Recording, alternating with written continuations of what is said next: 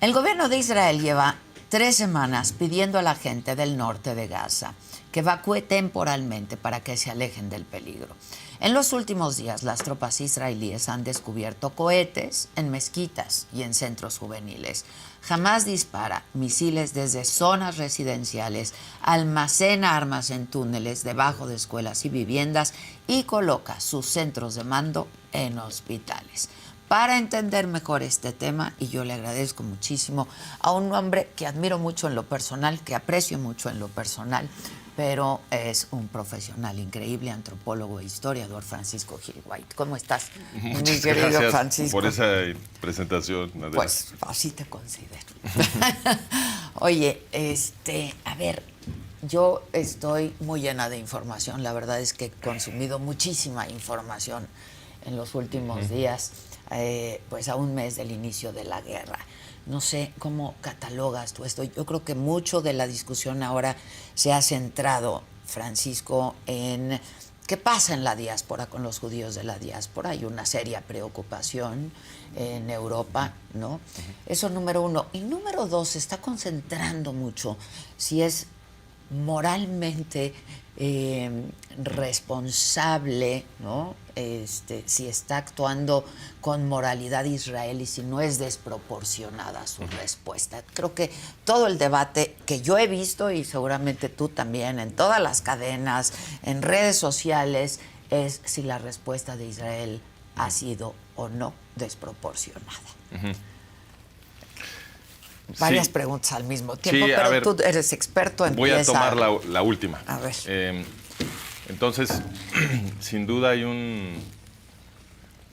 una, yo diría como una campaña casi en medios para convencer a la gente de que la forma de evaluar la cuestión moral en esta guerra de Hamás contra Israel es ponerse a contar muertes civiles de cada lado.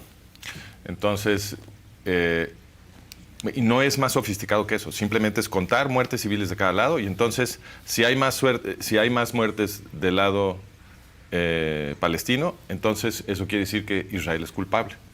Y lo he visto, tengo un artículo que publiqué hace poquito sobre este tema, en donde cito a una comentarista de los medios estadounidenses que lo dijo tal cual, dijo, en términos de números, ahora Israel es el culpable. Sí, yo te leí. Así tal cual lo dijo. Entonces, yo creo que esa manera de razonar sobre el conflicto, o la presión por enseñarnos a razonar de esta forma, es en sí un ataque contra Israel y contra el pueblo judío. El principio es absurdo. O sea, imagínate que lo aplicamos rigurosamente. Si contar muertes civiles de cada lado fuera la forma de decidir quién es el lado justo, pues entonces, después de que los terroristas atacan a un Estado, el que sea, y ese Estado se defiende, en el momento en que las bajas del lado que atacó superen a las bajas del lado que está defendiendo, el que está defendiendo se vuelve el malo. Si esas son las reglas de la guerra, pues entonces ningún Estado va a poder sobrevivir a los terroristas. Claro. Ninguna república puede sobrevivir. Lo que tenemos que evaluar, en mi opinión, para decidir si esta es una guerra justa, es por parte de Israel. O sea, si Israel está peleando una guerra justa, lo que tenemos que ver son cuáles son las reglas con las cuales está peleando Israel, ¿no? Y cuando uno hace eso, en mi opinión, las cosas se vuelven muy claras, porque como tú mencionaste en tu introducción, el gobierno de Israel está haciendo esfuerzos enormes, como hace siempre, por avisarle a los árabes palestinos dónde va a haber una operación, más o menos a qué horas va a ser, a dónde se tienen que mover para estar a salvo. E inclusive, todo esto lo hacen con llamadas telefónicas, correos, tiran millones de papelitos. Y inclusive les dan mapitas y les dicen por dónde moverse para que estén a salvo, etc. Eso quiere decir que el Estado de Israel está haciendo esfuerzos enormes por proteger a los árabes civiles palestinos. También es importante reconocer que el Estado de Israel no es todopoderoso. Es decir, el Estado de Israel no puede proteger a los árabes palestinos de cualquier cosa. Los puede tratar de proteger de las operaciones que hace, eso es cierto, y lo están tratando de hacer. Pero hay cosas que no puede hacer. Entonces, cuando los terroristas de Hamás que tienen una larga tradición de utilizar a los árabes palestinos como escudos y que humanos. está documentado. No, totalmente, sí. Y no solamente en el pasado, sino en este conflicto, está totalmente documentado. Entonces, ellos lo que hacen es que cuando los civiles árabes palestinos tratan de evacuar las estructuras que las fuerzas de defensa israelí les anunciaron que van a ser, una incursión, que van a ser atacadas, los terroristas de Hamás cortan cartucho y los amenazan, le dicen a los árabes civiles palestinos que se tienen que regresar a estas estructuras. Porque lo que quieren los árabes civiles palestinos, perdón, lo que quiere Hamás, discúlpame, lo que quiere Hamás es producir bajas de civiles palestinos. Porque entonces se produce este conteo de civiles de ambos lados y los talking heads, los comentaristas en los medios occidentales, cachan eso, lo agarran y dicen, mira, Israel es el malo. ¿no? Eso es lo que está pasando. Eso es lo que está pasando. Entonces, eso todo es injusto porque el que está asegurando las muertes de esos árabes civiles palestinos es Hamás. Israel está haciendo distintas cosas dramáticas, en mi opinión, para proteger esas vidas y Hamás se encarga de que mueran. Cuando yo trato de explicar este asunto a la gente, les doy siempre una metáfora. Les digo, imagínate que alguien entró a tu casa. Sí, lo dije ayer, lo comenté aquí, que tú perfecto. habías dado esa metáfora. Esa metáfora es coméntala. útil, yo pienso, porque cuando la gente piensa en primera persona, entonces razonar sobre estas cosas se vuelve más fácil. Cuando están hablando de terceros, se pueden confundir. Pero si tú estás pensando sobre tu propia familia, ¿no? Tú estás en tu casa con tu propia familia y se mete alguien a matarte a ti y a toda tu familia, y tú tienes una pistola, ¿lo matas? Tú tienes una obligación moral de defender a tu familia, sí. ¿no? Entonces, eso es moral. Ahora, ¿qué pasa si ese asesino que entró a matarte a ti y a toda tu familia llegó con su bebé en brazos? Y a la hora de tú de defenderte, lo matas a él y sin quererlo también matas al bebé. ¿De quién es la responsabilidad? Es suya. ¿Qué está haciendo él trayéndose a su bebé en su orgía de odio para matar a ti y a toda tu familia? ¿No? Entonces, la bala puede ser tuya, pero el responsable de la muerte de ese bebé es él. Su padre, el ratero. Eso es su padre, asesino. el asesino, ¿sí? Entonces, creo que esa es la forma de razonar correctamente sobre esto. También hay que recordar que cuando hablamos de las cifras de árabes civiles palestinos fallecidos en este conflicto, hay un elemento muy importante de manipulación, porque las cifras que estamos oyendo de bajas del lado palestino, todas vienen ¿de quién? De Hamás. De Hamás. Sí, claro. Entonces, la pregunta es, ¿por qué los medios occidentales corren a decir, hay tantos muertos? No saben. Las cifras de... ¿Por qué le vas a creer a Hamás? Hamás es una organización terrorista que se dedica a matar civiles, que tiene una estrategia de matar a sus propios civiles para generar estos argumentos en los medios occidentales en contra de Israel, ¿no? Obviamente ellos tienen un incentivo a inflar cualquier número de bajas civiles palestinas. ¿Por qué los medios están simplemente aceptando estas cifras y corriendo a perjudicar, digamos, propagandísticamente a Israel? Esa es una pregunta importante. Y la otra cuestión que se tiene que tomar en cuenta aquí es que en Gaza a la gente se le olvida esto, porque por la forma como hablan los medios muchas veces dicen el Ministerio de Salud de Gaza. Sí. ¿El Ministerio de Salud de Gaza? El Ministerio de Salud de Hamás. La Secretaría de Economía de Gaza. Es la Secretaría de Economía de Hamás. Ahí todo es Hamás. Es gobierno. Es el gobierno. Y en esas instituciones de Hamás en Gaza, lo que hacen con la gente es que desde chiquitos, desde que son niños, desde que van a las guarderías, a los kinderes, a las escuelas, les están diciendo en el proceso de educación que el mayor anhelo que debe de tener un árabe palestino es convertirse en un shahid, es decir, en un mártir que se muere asesinando judíos. Eso para ellos, eso es ser héroe. Eso es ser héroe, exactamente. Así es como ellos lo conceptualizan, ¿no? Entonces, el proceso de reclutamiento a las filas de los terroristas no empieza a los 18 años, no es la mayoría de edad no les importa. Ellos han usado inclusive niños como escudos humanos. Entonces, ¿qué hace Hamás en Gaza? Recluta, y esto ya lo está reportando las FDI, fue FDI en español, sí. Entonces, FDI en sí. España. Entonces ya lo están reportando, están diciendo, en los medios están hablando de civiles, pero nosotros nos estamos encontrando muchos niños que nos están disparando. Niños que han sido reclutados a las filas de los terroristas, niños de 15 años, 16 años. Como el narcotráfico en México. Exactamente, para que lo entendamos. que no les interesan tampoco las vidas de los niños a ellos, ¿no? Entonces, cuando hablamos ay, se están muriendo tantos niños, terrible, por supuesto, pero ¿de quién es el crimen? Hamás es el que recluta a los niños a las filas de los terroristas y los pone en peligro, los manda a sus muertes, ¿no? Eso no es culpa del Estado de Israel, ese es el adoctrinamiento que hace una organización terrorista que no está interesada en proteger las vidas de la población que supuestamente representa. Y ahí está el testimonio, ¿no?, del hijo de Hamás. Así es. Que es brutal, Brutal. ¿no? Creo Sí. que tú alguna vez interactuaste con él. Una vez interactué con él brevemente, en público, no en privado, porque él vino a dar una conferencia muy importante en Ramat Shalom hace algunos años, no me acuerdo qué año fue. Y yo tuve la oportunidad de estar en ese evento y gracias a Dios me pasaron el micrófono para hacer una pregunta. Y entonces, y qué bueno, porque lo que yo le pregunté es, bueno, ¿usted qué opina sobre la creación de un Estado árabe palestino? Y entonces, antes de contestarme, hizo un preámbulo para agradecerme la pregunta. Me dice, qué bueno que me preguntó esto. Dice, agradezco mucho la pregunta porque esta es una pregunta muy importante. Y ya que terminó con ese preámbulo, me dice, lo peor que le puede suceder al pueblo árabe palestino es la creación de un Estado palestino. Dice, ese Estado va a ser gobernado por terroristas que no hacen más que hacer pomada a los árabes palestinos. Y la única posibilidad de un futuro de libertad y de democracia y de convivencia para los árabes palestinos es que esas organizaciones terroristas sean derrotadas.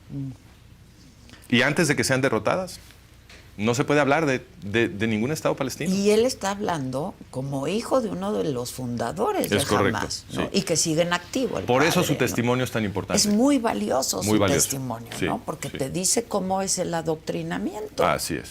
Así es. Y es brutal. Y lo que es Y increíble, luego su conversión, ¿no? su conversión al cristianismo. Al cristianismo, sí, ni siquiera al judaísmo. Sí. Pero él habla, su historia va mucho más allá de la religión, de la política, ¿no?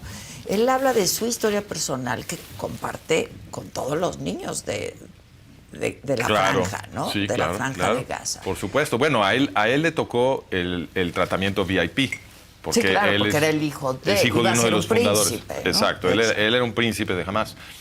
Pero aún así, lo que él describe es un proceso de adoctrinamiento muy pesado, muy pesado. Les están metiendo estas ideas desde chiquitos. Él hubiera sido uno de los directivos de Hamás, sin duda. Sí, sin claro, duda. claro. Entonces, el testimonio de este señor, porque ya no es un muchacho, es muy importante. Creo que ha tenido un impacto muy saludable en la gente que lo escucha. Pero es realmente increíble que no sea la estrella de todos los medios occidentales. Lo deberían de estar entrevistando diario para que la gente sí pueda entender lo Sí, que es yo, Hamás. de hecho, lo he buscado y te lo comenté, y etcétera, y ya estamos en este proceso que sería buenísimo, ¿no? Porque es un testimonio de verdad muy valioso. Ahora, ¿qué estamos haciendo en Occidente, no? Porque yo repito, de verdad que he estado bombardeada de información. Ayer me quedé hasta las 3 de la mañana, Sí. ¿no? Viendo, y lo que estamos viendo son unos debates brutales, ¿no? A mí me gusta mucho, por ejemplo, Piers Morgan. Sí. Y lo he estado viendo mucho. Y entrevista mucho a palestinos, a israelíes, hace debate, en fin. Y esto parece irreconciliable, ¿no? Y entonces en Occidente estamos consumiendo un montón de información que pues no sabemos realmente qué tan fidedigna, verídica es, ¿no? Porque claro, tú escuchas a un miembro de Hamás o pues, de la organización ahí, ¿no? Y te dice, bueno, y no se atreven a condenar el 7 de octubre, no condenan lo ocurrido el 7 de octubre, no lo condenan porque ellos lo hicieron, claro, ¿no? Entonces, pero te dicen, bueno, esto es en respuesta a años y años y años y años de ocupación, de maltrato, de que estamos ocupados, de que no somos libres, de que no suministran ellos la luz, el agua, todos los servicios. Pero pues Israel desocupó esos territorios hace muchos años, ¿no? Sí, este argumento de la ocupación para mí es muy frustrante. Sí, es frustrante porque dices, pues si ya no están ahí. Ajá, no, y la gente está muy desinformada sobre esto. O sea, tú ves en las protestas y en los comentarios que hace la gente se queja de los asentadores en Gaza. ¿Cuáles asentadores en Gaza? Si en 2005 los sacaron a todos a la fuerza. Israel los sacó a la fuerza. ¿Cuáles asentadores? Ahí no hay. Hablan de la opresión del gobierno israelí hacia los palestinos. ¿Cuál opresión? Israel no los gobierna. Entonces dicen, no, pero es que hay un bloqueo, Israel le puso un bloqueo. Ok, pero hay que ser honestos con la historia de ese bloqueo, porque cuando Israel evacuó Gaza para dárselo a los árabes palestinos en el 2005, no se impuso un bloqueo sobre Gaza. Ahí le dieron, si recuerdas, se lo dieron a OLP Fatah. Sí, claro. Y 2 años después, OLP Fatah se lo dio a Hamas. Y Hamas inmediatamente empezó a hacer operaciones de terrorismo contra civiles israelíes. Y ahí fue cuando le pusieron un bloqueo a Gaza. O sea, el bloqueo no es gratuito. El bloqueo que en el mundo están representando en todos lados como una opresión israelí contra la gente que vive en Gaza. Ese bloqueo es una consecuencia del terrorismo de Gaza contra civiles judíos. No estaba, ese bloqueo no existía. Hazlo personal. Tienes un vecino, ¿no? Perfecto. Venga. Bueno, pues si tienes un vecino que está importando armas a su casa, ¿no? Está convirtiendo su casa en una fortaleza terrorista, y tú, pues, te da miedo porque sabes que te odia y que anunció que te quiere matar, ¿no? Pues es natural que tú quieras tomar medidas para impedir que entren armas a la casa de tu vecino, ¿no? Y eso es justamente lo que hizo Israel. No lo hicieron en el momento en que entregaron Gaza, lo hicieron cuando Gaza se convirtió en un problema terrorista. Que estaba matando a sus que estaba matando a los ciudadanos de Israel. A los ciudadanos de Israel. Así es. Ahora, la gente también tiene que entender que hay muchos países árabes, ¿no? Muchos. Y hay un solo Estado israelí. Y a mí me gustaría que abundaras en esto. No quiere decir que no pudiera haber otro Estado, ¿no? Mira, esta cuestión es muy importante porque la gente tiene en la mente, de esto hablé hace poquito en la Yavne, la gente tiene en la mente esta idea, este meme. Hay un meme que se ha repartido por todo Internet durante años, en el que te muestran 4 o 5 mapas de la historia de Israel, ¿no? En donde te dicen, mira, esto es Palestina. Y lo que te dibujan es el Estado de Israel. Ajá. Dicen, esto es Palestina. Y entonces te van mostrando, supuestamente, cómo los sionistas fueron arrebatando pedazos de Palestina, ¿no? Y hasta que se fueron quedando casi con todo. Y entonces el último mapa es el futuro, ¿no? Ya no va a haber ninguna Palestina. Y la gente ve esto y cree que les están dando una lección de historia y dicen, qué barbaridad. Pues, ¡qué gandallas! ¡Qué gandallas los judíos que le quitaron toda su tierra a los árabes palestinos! Con razón hay tanta gente protestando, con razón están tan enojados los árabes palestinos y salen a matar civiles y ya al rato ya están justificando todo. Pero esos mapas son una mentira porque tenemos que empezar por la definición de Palestina. Exacto. ¿Qué es Palestina? For Dummies, vamos a empezar. For Dummies, sí, exacto. Entonces, la definición de Palestina la hizo el gobierno británico. Palestina prácticamente nunca se usó como un término para nada oficial en el mundo musulmán. Brevemente parece ser que hubo una brigada que la llamaron Brigada Palestina, una brigada militar, cuando al mero principio de la conquista musulmana de ese lugar, hace siglos. ¿Por qué? Porque le habían arrebatado esos territorios a los romanos y los romanos sí habían utilizado más o menos, no con mucha consistencia, pero habían utilizado el término de Palestina para ese lugar. ¿Por qué? Aquí nos tenemos que ir a la historia antigua, que la gente no conoce, pero en el siglo I y II el Imperio Romano cometió genocidio contra el pueblo judío. Lo que la gente casi siempre tiene en la cabeza, sobre todo los judíos, se acuerdan de la destrucción del templo, de Tisha B'Av, en el año 70, ¿no? Que fue muy traumática. Pero es importante recordar que la destrucción del templo en el año 70 es un evento de un proceso mucho más largo, que tiene que ver con la Primera Guerra Judía, la revuelta de la diáspora y la Segunda Guerra Judía, que juntos son todo el proceso de exterminio del Imperio Romano contra el pueblo judío de la antigüedad. Cuando termina ese exterminio, los romanos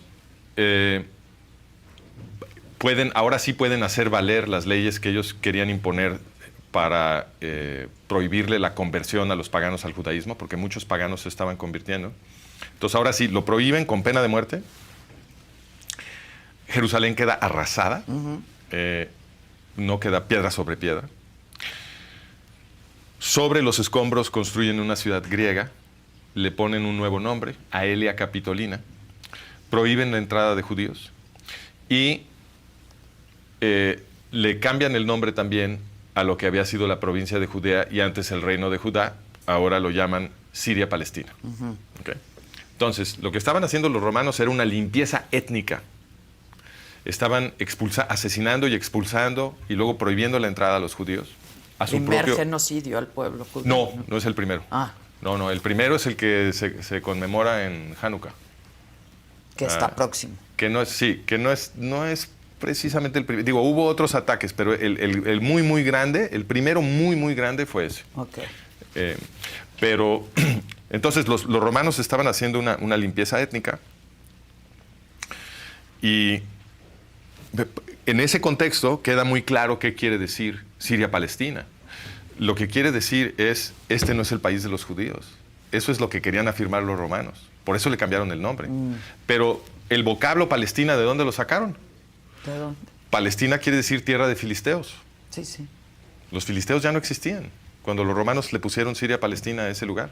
Habían dejado de existir hace siglos. Entonces agarraron un nombre que servía para decir, esto no es tierra de judíos, pero no podemos realmente afirmar que esa era tierra de filisteos. Ya no existían. Claro. Tampoco podemos afirmar que haya una conexión entre los filisteos y los árabes palestinos. Claro. Ninguna. Entonces, lo que es notable cuando hablamos del pueblo palestino es que el pueblo palestino, como tal, si vamos a reconocer su existencia, tenemos que confesar que la existencia del pueblo árabe palestino no es anterior, o sea, no empieza antes del año 1920, porque el término Palestina no lo utilizaba el Imperio Romano para designar ninguna zona cultural ni tampoco ninguna zona administrativa en el Imperio Otomano, que es el que perdió esa zona a favor del Imperio Británico en la Primera Guerra Mundial. Entonces, no había ningún lugar que ellos llamaran Palestina, eso se llamaba Bilad al-Sham, y tampoco había un pueblo que se autoidentificara como pueblo palestino. Eso tampoco existía en esa zona. Entonces, el pueblo palestino, ellos todos se consideran árabes, punto. El pueblo palestino, entonces, nace con la definición que hace el Imperio Británico del mandato británico de Palestina, cuando la Liga de las Naciones les entrega ese territorio a cambio de que ellos ahí ayuden a crear una patria judía. Esa fue la condición. La Liga de las Naciones dijo, ok, Gran Bretaña puede controlar este territorio que perdió el Imperio Otomano. Sí, y solo sí. Sí, y solo sí. Aquí se construye una patria para el pueblo judío. Entonces, el término Palestina se había utilizado en Europa todos esos siglos, porque los europeos son descendientes o se consideran descendientes intelectuales de los romanos. Entonces, la tradición de referirse a Tierra Santa como Palestina era una tradición cristiana occidental. Y por eso los británicos entonces reviven ese nombre, porque es un nombre que tiene que ver con la cultura occidental, no con la cultura musulmana. Árabe musulmana. Bueno, entonces, fíjate nada más lo interesante de esto. Si decimos que los árabes palestinos son los árabes contenidos dentro del mandato británico de Palestina, pues entonces ya se creó el Estado árabe palestino, porque 2 años después de crear el mandato, en 1922, los británicos redefinieron Palestina arbitrariamente, lo cual indica que pues el nombre Palestina es totalmente arbitrario. No había un ancla. Caprichoso, no había un ancla histórica para definir el territorio. Lo definen y 2 años después lo redefinen. Y la redefinición de 1922 es dramática porque le amputaron a la primera definición 3/4 del territorio que se suponía que era para los judíos. Entonces, aquí es donde ves la verdadera historia del lugar que contrasta con la historia que te quieren vender con estos 4 mapas de ese meme muy famoso, porque en realidad al que le estaban quitando territorio a lo que le estaban quitando territorio, es a la patria judía. Entonces, había un territorio que era el Mandato Británico de Palestina de 1920, que incluía todo lo que hoy es el Reino de Jordania. Y lo que hicieron en 1922 los británicos es que dijeron, no, ahora Palestina va a ser nada más esto, que es lo que corresponde más o menos al Estado de Israel actual, y el resto lo vamos a llamar Transjordania. Y en Transjordania no pueden entrar judíos. Esto fue una artimaña, porque el gobierno de Gran Bretaña no era prosionista. Dijeron que iban a ayudar a crear una patria judía para que les dieran el control del territorio, pero en realidad estaban trabajando duro para sabotear en la práctica el anhelo de crear una patria judía en ese territorio. Entonces, lo primero que hicieron fue cambiar la definición para que Palestina fuera un cuarto de lo que se le había prometido al pueblo judío, y no permitieron que judíos se asentaran en Transjordania, porque es algo que es increíble del antisemitismo, es que mucha gente cree que este racismo en contra de los judíos, ese sí se permite. Entonces, a la gente no les escandaliza que los británicos dijeran en Transjordania no se pueden asentar judíos. ¿Por qué no? ¿Por qué no se pueden asentar judíos? Y tampoco negros. Y tampoco, no sé, o sea, ¿me explico? Si hubiera sido cualquier otra prohibición, la gente hubiera brincado y hubiera dicho, qué barbaridad, eso es racismo. Ah, no, pero si lo que estás prohibiendo son judíos, eso es kosher, ¿no? Entonces, y esto continúa. O sea, ¿por qué no puede haber judíos en Gaza? ¿Por qué no puede haber judíos en las zonas de Judea y Samaria que controla la autoridad palestina? No los permite. No puede haber. Entonces, pero eso no es racismo. La gente cree que eso no es racismo, ¿no? ¿Qué pasaría si Israel dijera, en el territorio del Estado de Israel no puede haber árabes palestinos? Que sí los hay, eso es importante decirlo. Claro, pero no es la mayoría y no es la posición oficial. No. Siempre va a haber minorías de todo, en cualquier pueblo. Lo que importa es que la mayoría israelí y la política oficial israelí, por supuesto que es, aquí vive el que quiera. Aquí no se discrimina. Bueno, es el estado más democrático y liberal, una democracia moderna. Sin duda. De toda la zona. Sin duda. Bueno, entonces, regresando, prohíben la entrada de los judíos a Transjordania y cuando termina la Segunda Guerra Mundial, eso se convierte en el Reino de Jordania. Bueno, según la primera definición del Mandato Británico de Palestina, toda la gente que está en el Reino de Jordania son árabes palestinos.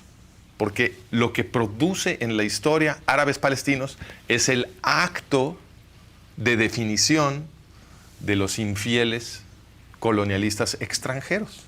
Fíjate qué absurdo. Y ese absurdo está plasmado en la constitución original de la Organización para la Liberación de Palestina, el grupo de Arafat y Mahmoud Abbas, la OLP. Bueno, en la primera definición de la OLP, la primera constitución de la OLP, que es de 1964, la OLP tuvo el cuidado de incluir un artículo, me parece que es el artículo 24, en donde dicen explícitamente los territorios de Judea y Samaria, que ellos llaman Cisjordania, y de Gaza, no son parte de Palestina. Lo dicen explícitamente. Estos son los territorios que ahora reclaman supuestamente para un Estado palestino. Bueno, esos territorios precisos en la Constitución de 1964 de la Organización para la Liberación de Palestina son definidos como no Palestina. ¿Por qué? Ahorita te explico por qué. ¿Por qué? Pero antes de explicarte, te quiero dar otro dato también muy interesante. En el artículo 2 de esa Constitución, la OLP dice que Palestina tiene las fronteras que definió el Imperio Británico.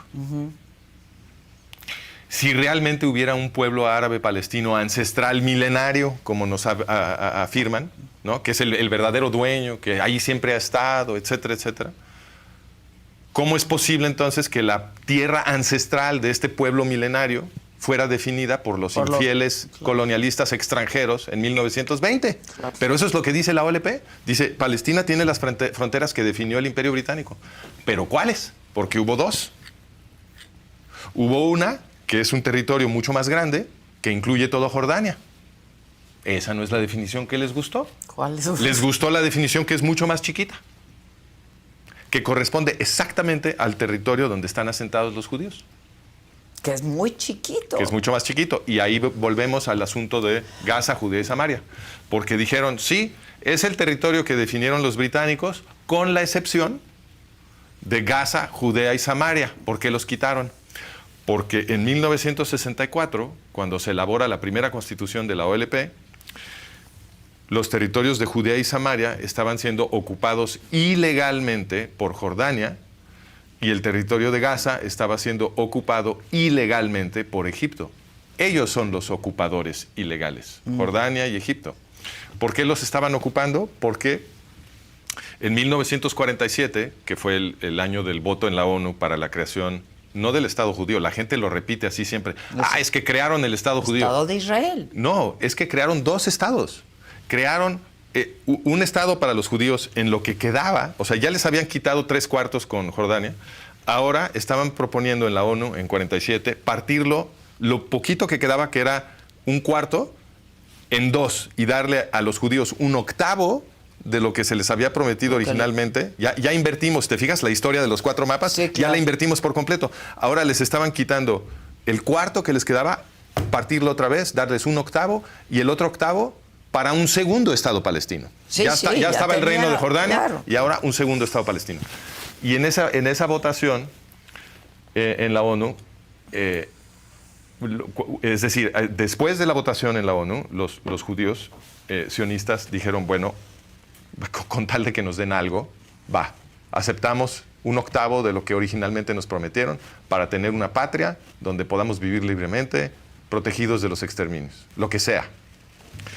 Los árabes dijeron, ni más. Queremos todo. No solo queremos todo, porque no dijeron que querían un Estado, dijeron, queremos exterminar al pueblo judío israelí. Eso fue lo que dijeron. Bueno, no era israelí todavía, pero queremos limpiar Oriente Medio de judíos, fue lo que dijeron. Y eso lo anunció Azam Pasha, que era el secretario general de la Liga Árabe, en público, antes de la guerra de 48.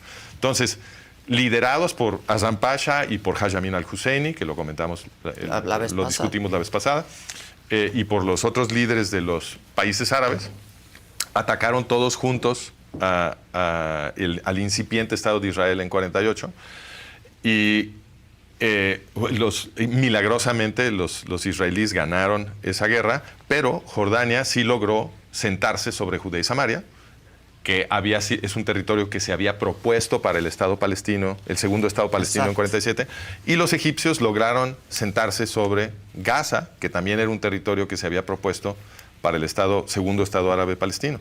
Entonces, en 1964, cuando la OLP elabora su primera constitución, no había judíos en Judea y Samaria, ni tampoco en Gaza.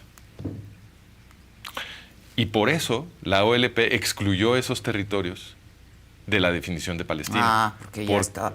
Porque la definición de Palestina siempre corresponde al territorio donde están asentados los judíos. Ya.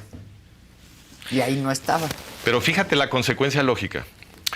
Si el territorio de Palestina, según los propios palestinos, corresponde al territorio donde están asentados los judíos, pues entonces Palestina es el país de los judíos. Pues sí, en todo caso.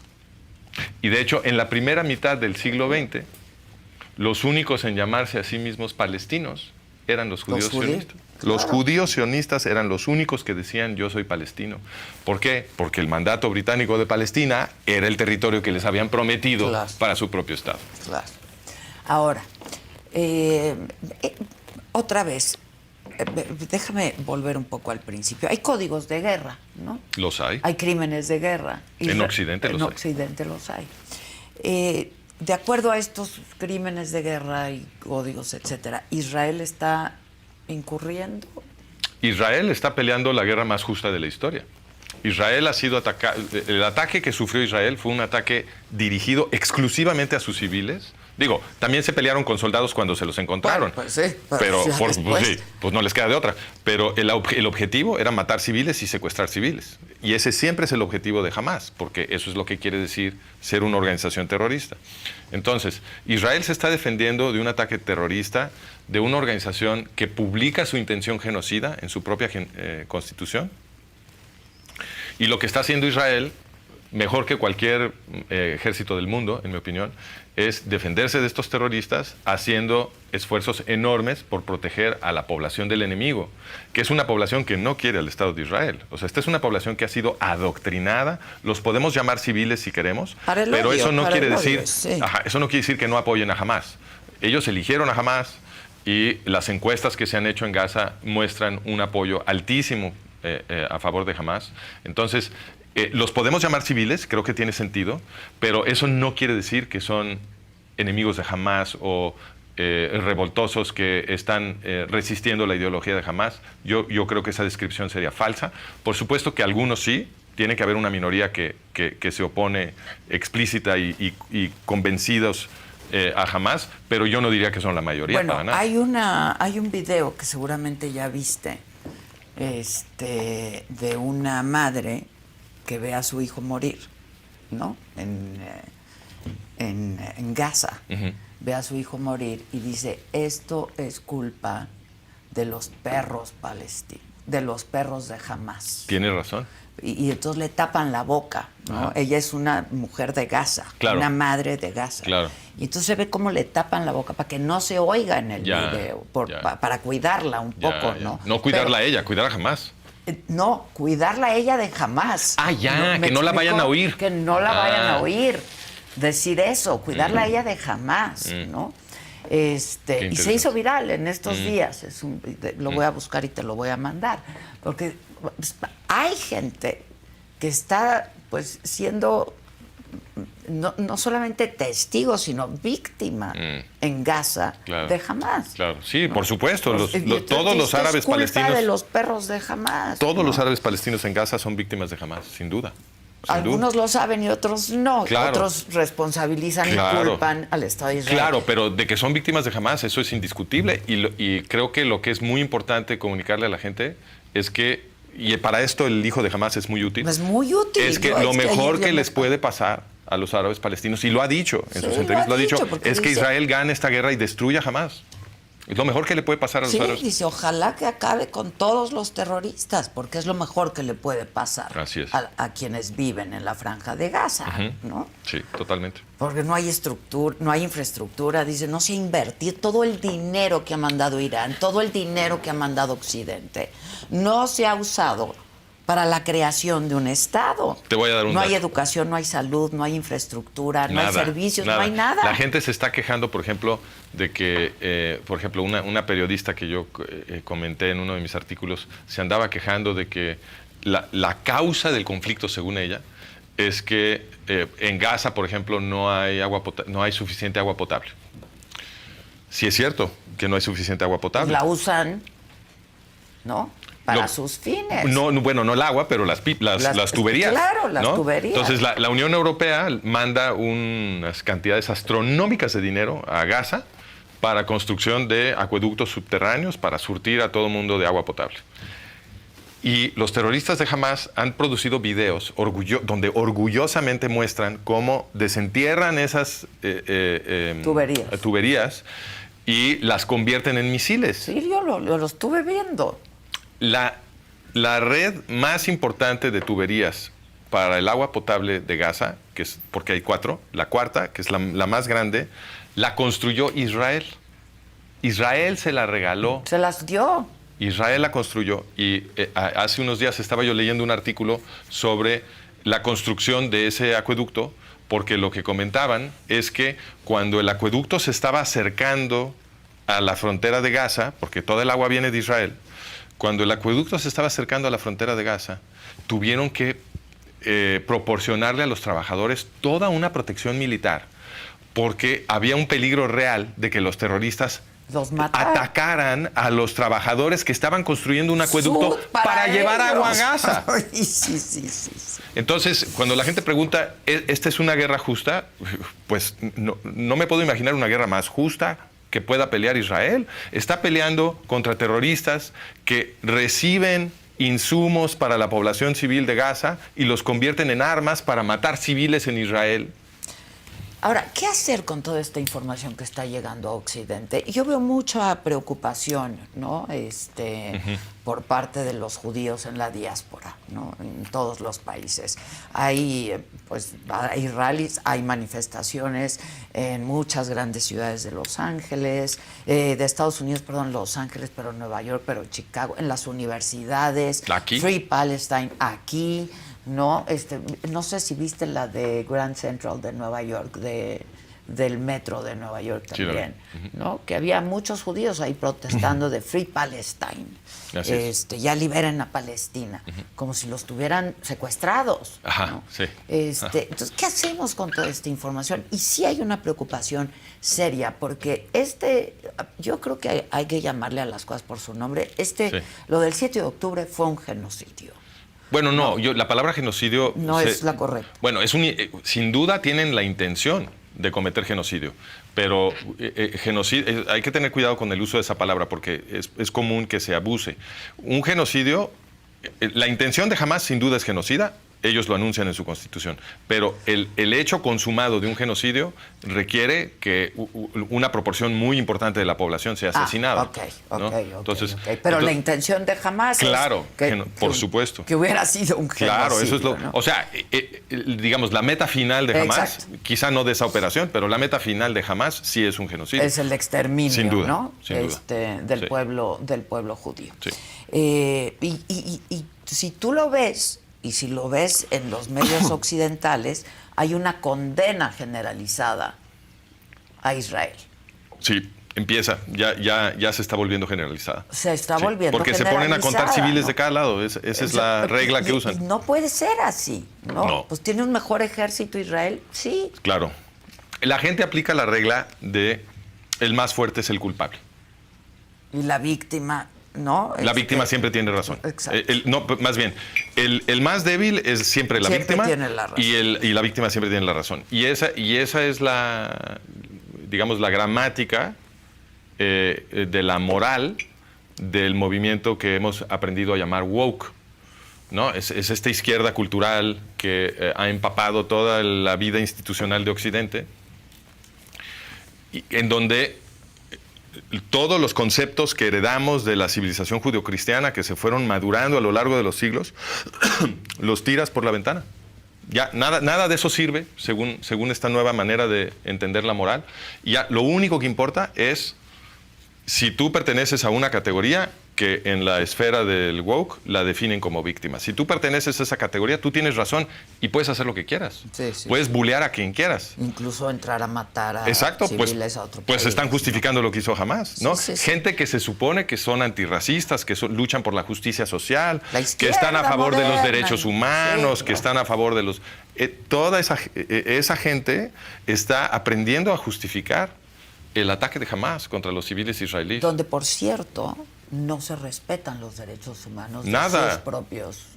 De hecho, uno de los absurdos más grandes es que la gente que se autodefine a sí misma como las víctimas más aplastadas de Occidente, que son todas estas nuevas categorías de género que se han creado en los últimos años, ellos, en especial los trans y los gays, claro, etcétera, ellos en Gaza no durarían un día. Un día. ¿Qué están haciendo defendiendo a los terroristas que les quieren hacer daño a ellos?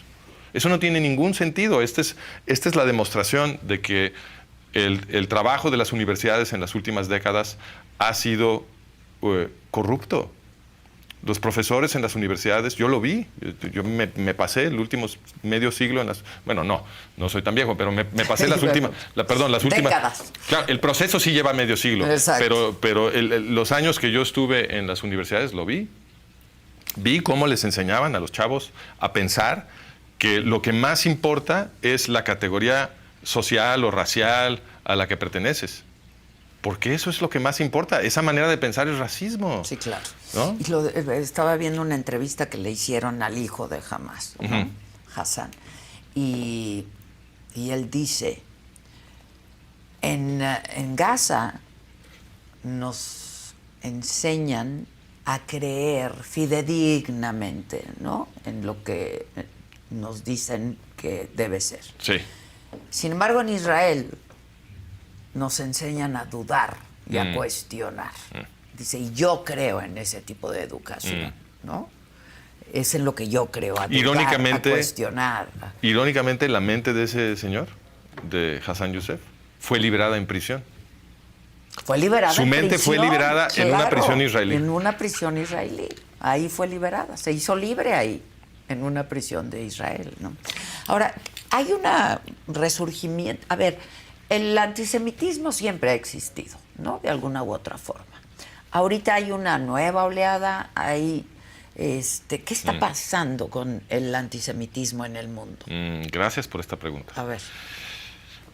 Sí, me interesaba mucho hablar de este tema porque, como es natural, pues muchos judíos en distintas partes del mundo están ahora muy asustados. Y no quiero yo decir que no tengan razón de preocuparse. Claro que lo que está pasando es preocupante. ¿Pero es parte del terror? Es parte del terror. Creo que es importante poner las cosas en su contexto, porque es muy fácil interpretar las cosas de una forma exagerada que nos asusta más de lo que debiéramos. Porque si nos asustamos más de la cuenta, nos paralizamos. Y este no es momento de paralizarse. Este es momento de actuar. Entonces, una cosa que es muy importante entender, en mi opinión, es un concepto que llaman la espiral del silencio. La espiral del silencio es un proceso psicológico social que tiene que ver con ciertos sesgos que tenemos para procesar la información de nuestro mundo social, que hacen que cuando nosotros vemos una pequeña minoría ruidosa y no vemos que haya oposición a esa minoría ruidosa, no es que no, esa oposición puede existir, pero si no vemos la expresión de esa oposición a la minoría ruidosa, concluimos que la mayoría está de acuerdo con los ruidosos. Y entonces nos llevamos la impresión de que el problema es mucho mayor de lo que en realidad es. Los judíos tienen muchos aliados en Occidente, pero ahorita los aliados de los judíos también están un poco asustados porque la minoría ruidosa es violenta. Entonces, hay mucha gente que no ha publicado su oposición a lo que está pasando porque están esperando que haya una mejor masa crítica para sumarse. Te lo doy con una metáfora también, porque todo esto es más fácil pensarlo en primera persona. Sí. Imagínate que tú estás en un cóctel donde pues hay gente que conoces superficialmente, algunos no los conoces siquiera, los estás conociendo ahí, y estás en un grupito de 10 personas. Y ahí están platicando. Y una de estas 10 personas de pronto hace un comentario profundamente antisemita, o un chiste cruelmente antisemita. Y tú dices, ahí, ¿no? En mi metáfora, el que lo dice soy yo, porque yo no soy judío, ¿no? Entonces yo estoy parado ahí y digo, ay, caray, parece antisemita, ¿no? Qué horror el comentario que hizo. Estoy muy ofendido, lo quiero confrontar. Quiero que haya un castigo social para lo que acaba de decir este señor, ¿no? Pero ¿qué pasa? Que el mecanismo psicológico que nos empina a alinearnos con las mayorías sociales que percibimos, que es un sesgo adaptativo para podernos coordinar con ellos mejor, el mecanismo psicológico que consigue ese resultado de alinearnos con la mayoría es una experiencia subjetiva de horror de hacer una escena. Nos causa horror interior hacer una escena. Por esto, miles de personas cada año se mueren ahogadas, encerradas en el baño. Porque están en la mesa comiendo en un restaurante o con la familia o con los amigos y de pronto se les atora algo en el cogote y les da pena ponerse a toser y expectorar el alimento en la mesa enfrente. Entonces se encierran en el baño, le ponen seguro y tratan de sacarlo ahí y ya no hay nadie que les ayude. Y cuando ya no se pueden mover porque se están asfixiando, nadie puede abrir la puerta porque le pusieron seguro. La Cruz Roja explica que esto le pasa a miles de personas al año en el mundo. O sea, miles de personas se mueren al año de vergüenza porque les da pena crear una escena enfrente de todo el mundo. Entonces, ese horror que sentimos de trágame tierra, no quiero hacer una escena. Esa, vamos a suponer que soy yo. Entonces yo sí soy judía y tú eres el que No, pero en mi metáfora necesitamos a un goy. Entonces soy yo. Entonces yo escucho, necesitamos un gentil. Entonces yo escucho en este grupo de 10, en el cóctel, a una persona hacer un comentario cruelmente antisemita y entonces me molesto, pero al mismo tiempo siento esta zozobra de que si lo confronto se va a producir una escena y yo no sé cuánta gente me apoya. Claro. Yo a esta gente no los conozco. Entonces digo, híjole, lo confronto, ¿qué tal que todos están de acuerdo? No sé. Entonces, lo que es natural para la gran mayoría de la gente es esperarse a que alguien más confronte primero. Y luego me sumo. Eso es lo que estoy pensando. Híjole, me voy a esperar y si alguien lo confronta, yo digo yo también, oye, ¿qué te pasa? Y ya me sumo, ¿no? Okay. Ahora, imagínate que lo que está pasando en este grupo de 10 personas es que hay que es un antisemita, tú que estás con este proceso interno, ¿no? Este monólogo interno, todavía no decides qué hacer. Y los otros 8 tampoco son antisemitas y están teniendo el mismo monólogo que tú. Y nadie habla. Entonces nadie habla, todo el mundo se está esperando a que alguien más sea el primero. Ya. ¿Ok? ¿Qué pasa cuando se va todo el mundo a su casa, van manejando en el coche? Todo el mundo va pensando, yo y los otros 8, todos estamos pensando, caray, en ese grupo todo el mundo era un antisemita. ¡Qué horror! Nadie confrontó el comentario que hizo este fulano. Eso tiene un efecto tremendo, porque si tú percibes que la mayoría es antisemita, empiezas a sentir una presión social de alinearte. Claro. Eso es el conformismo. Y a través de este tipo de procesos sociales, lo que empieza siendo una minoría, al cabo de varios ciclos, se puede convertir en una mayoría. Yeah. Y esto es exactamente lo que pasó en la Alemania nazi. En la Alemania nazi había una minoría ruidosa que tenía el coraje de sus convicciones antisemitas y que las publicaba en las calles y que dirigía violencia a la gente que se les oponía. Y entonces mucha gente se agachó y al agacharse mucha gente, lo que la gente percibió es que pues los nazis ya tenían a todo el mundo de su lado. Claro. Y sintieron una presión enorme de alinearse. Bueno, ahí te va el dato más increíble. El gran teórico de la espiral del silencio, de esta teoría de la espiral del silencio, es una socióloga que se llamaba Elisabeth Noel Neumann. Elisabeth Noel Neumann fue una académica alemana que trabajaba para Joseph Goebbels en el Tercer Reich. O sea que los nazis entendían este proceso. Perfectamente, claro. Y su sistema de propaganda lo estaba aplicando para transformar la sociedad alemana y convertirla al antisemitismo a través de esta pantalla de una mayoría, una presunta mayoría que ya supuestamente estaba alineada con los nazis. Y esto transformó a la Alemania nazi. Y esto le puede pasar a Occidente ahora. Entonces es muy importante que la gente entienda que esto está pasando, que hay una minoría ruidosa, no nos representan a todos. El hecho de que no haya tanta oposición todavía a esta minoría ruidosa no quiere decir que todo el mundo está de acuerdo con ellos. Cuando vemos en redes sociales que alguien hace un comentario a favor de Israel, inmediatamente se le van encima como buitres, miles de comentarios antisemitas atacando a esta persona que osó defender Israel. La mayoría de esos son bots. Los bots son muy fáciles de producir, las agencias de inteligencia los pueden hacer con una inversión ínfima.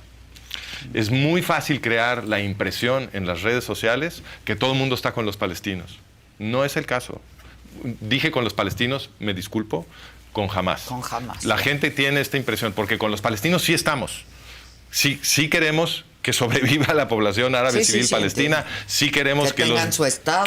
No, yo no necesariamente. Yo estoy con Hassan Yusuf. Sí. Yo no creo que deban de tener un estado, pero obviamente sí quiero la felicidad del pueblo árabe palestino, sí quiero que no los oprima jamás, todo eso sí, pero la gente que está de nuestro lado, que apoya a Israel, se está llevando la impresión de que hay un consenso a favor de Hamás. No es cierto. Lo que pasa en redes sociales tiene mucho que ver con estas granjas de bots, que son muy fáciles de producir. Y lo que estamos viendo en las calles tiene que ver con que la gente está esperando a que haya una masa crítica porque les da miedo. Pero eso no quiere decir que estén todos con Hamás. Ya. Ahora, en beneficio personal y de la audiencia, aparte de leerte a ti, porque yo te leo, te sigo, etcétera, es que CNN está con alguien, pero no, Fox News está con otro alguien, apoya una línea, todos tienen una línea, ¿no? Uh-huh. ¿Qué consumir? Sí, Es bien complicado, es es bien difícil. Es difícil. Mira, es difícil para saber que estás consumiendo, pues, parte de la realidad de lo que está pasando. Ajá, esto también te lo agradezco que me hayas... Yo ya me siento muy frustrada. Sí, no, es totalmente cierto lo que dices.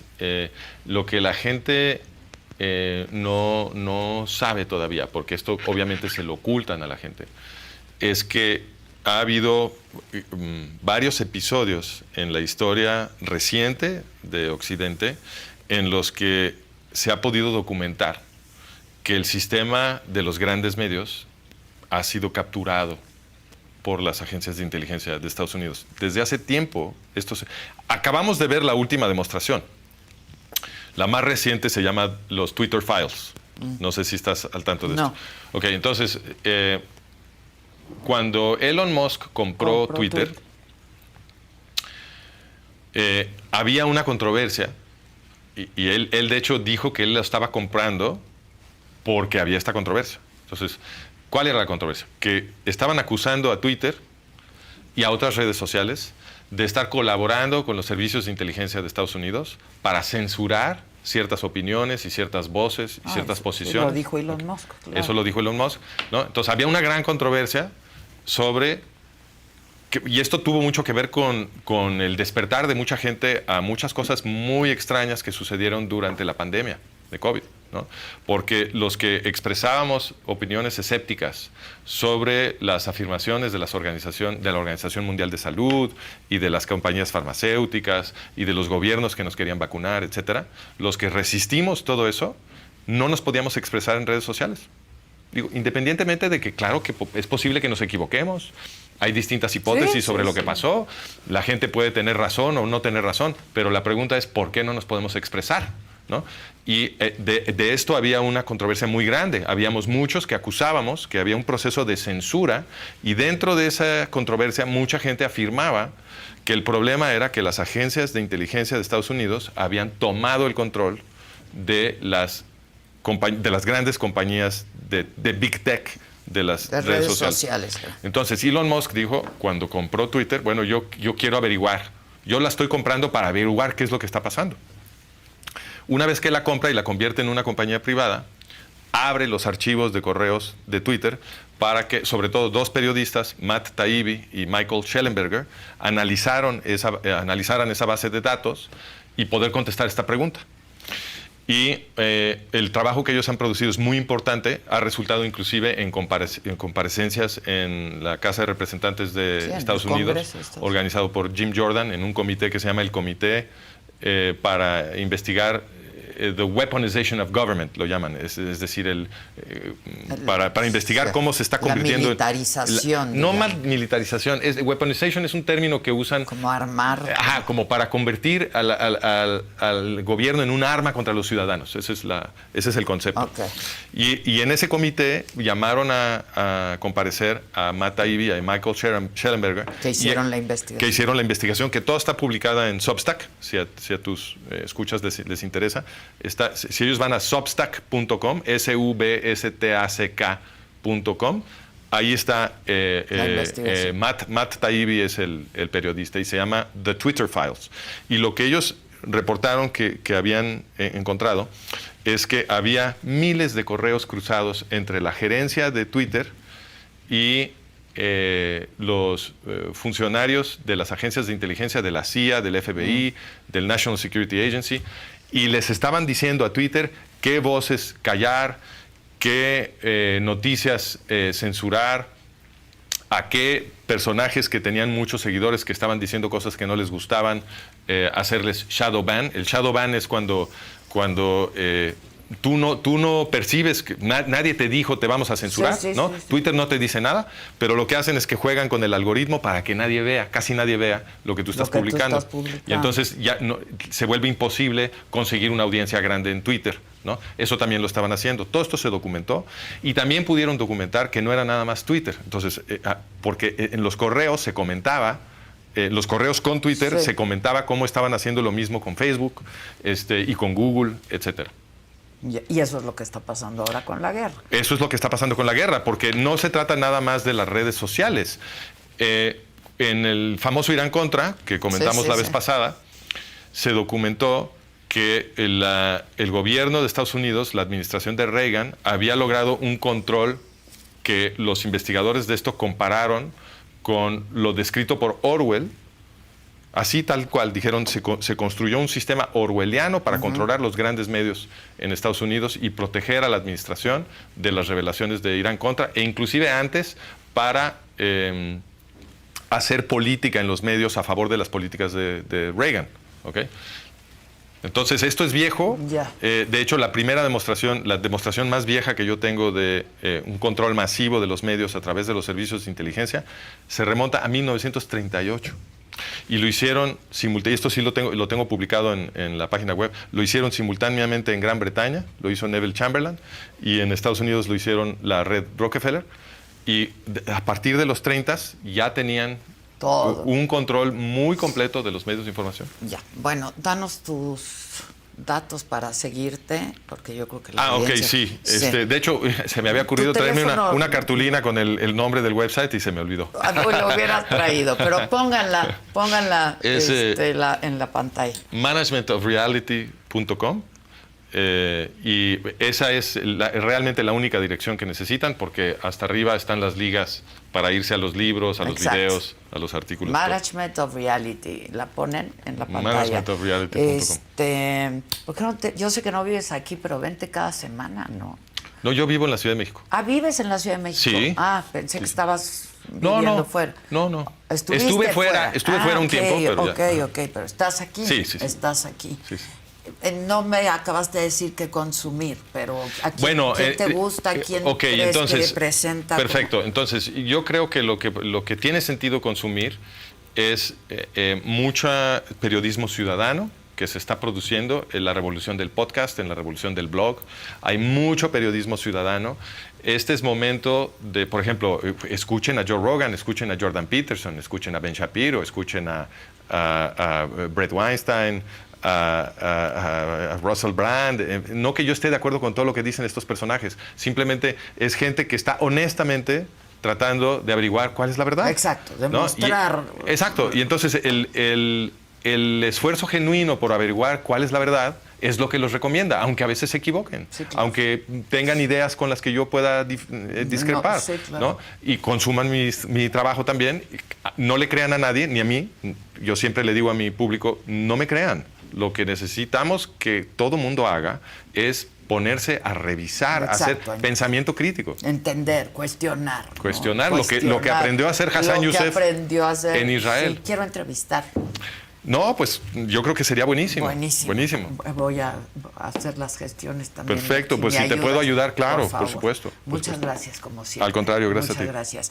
Bueno, y yo quiero recordarles que nos pueden ver en Roku, estamos en Roku.